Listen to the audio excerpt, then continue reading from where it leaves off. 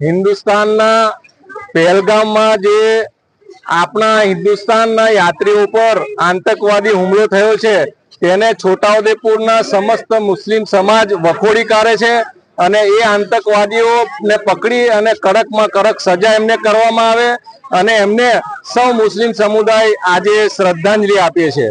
ત્યાર પછી અમે જે ગુજરાત સરકાર ભારત સરકાર ના સંસદમાં રાજ્યસભામાં અને પછી રાષ્ટ્રપતિ દ્વારા જે વકફ એમેન્ડમેન્ટ બિલ 2024 ને મંજૂરી આપવામાં આવી છે તેમાં મુસ્લિમ સમુદાયને ઘણું બધું નુકસાન થઈ રહ્યું છે અને ભવિષ્યમાં પણ થશે।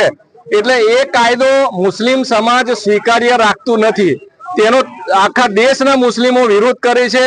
ઓલ ઇન્ડિયા પર્સનલ લો બોર્ડના આદેશ અનુસાર અમે આજે આવેદન પત્ર આપી અને એનો વિરોધ નોંધાવ્યો છે। ત્યારબાદ ગુજરાતમાં યુસીસી નો કાયદો લાવવાની ચહલપહલ હાલ ચાલી રહી છે અને યુસીસીમાં ભારતીય સંવિધાનની કલમ 25 અને 26 મુજબ મુસ્લિમોને અન્યાય થઈ રહ્યો છે।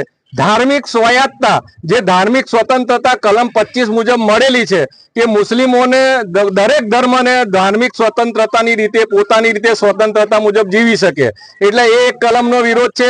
26માં એવું છે કે જે મુસ્લિમ ધર્મ પોતાની રીતે જીવી શકે જીવી શકશે નહીં। આ કલમો લાગુ પડવાથી આ કાયદો લાગુ પડવાથી મુસ્લિમ સમુદાય બંધનમાં આવી જશે। એટલે સમગ્ર મુસ્લિમ સમાજ છોટાઉદેપુર દ્વારા આ વકફ એમેન્ડમેન્ટ બિલ અને યુસીસી બિલનો અમે સખત અને પ્રબળ વિરોધ કરીએ છીએ।